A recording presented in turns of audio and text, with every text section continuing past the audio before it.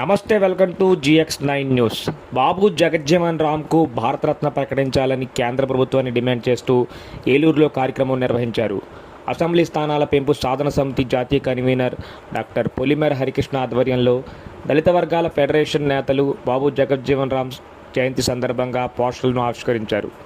ఈ సందర్భంగా హరికృష్ణ మాట్లాడుతూ, స్వతంత్ర సమరంలో మహాత్మా గాంధీ నాయకత్వంలో పాల్గొని జైలు శిక్ష అనుభవించిన బాబు జగజ్జీవన్ రామ్ దేశ రాజకీయాల్లో కీలక పాత్ర పోషించారని కొనియాడారు.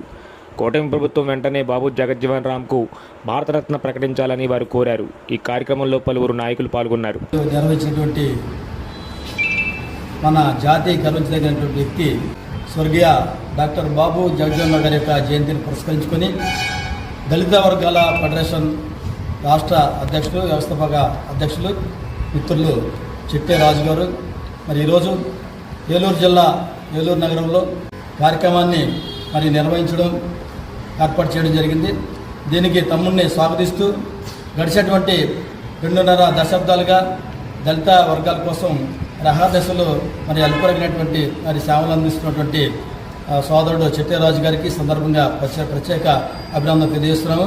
సోదరులారా, మనకు తెలుసు, మన జాతి మహనీయుడైనటువంటి డాక్టర్ బాబు జగజ్జీవన్ గారి యొక్క ఆయన యొక్క రాజనీతిని గుర్తు చేసుకుని కేంద్రం ఉన్నటువంటి కూటమి ప్రభుత్వం, అదేవిధంగా ప్రతిపక్షాలన్నీ కూడా సహకరించే విధంగా మీ వంతు పాత్ర పోషించి భారతరత్న డాక్టర్ బాబు జగజ్జీవన్ రామ్ గారు అనేది నామకరణం చేయాలని చెప్పి, భారతరత్న ప్రకటించాలని చెప్పి సందర్భంగా ఈ దళిత సంఘాల తరఫున, ప్రజా సంఘాల తరఫున డిమాండ్ చేస్తూ ఉన్నాం.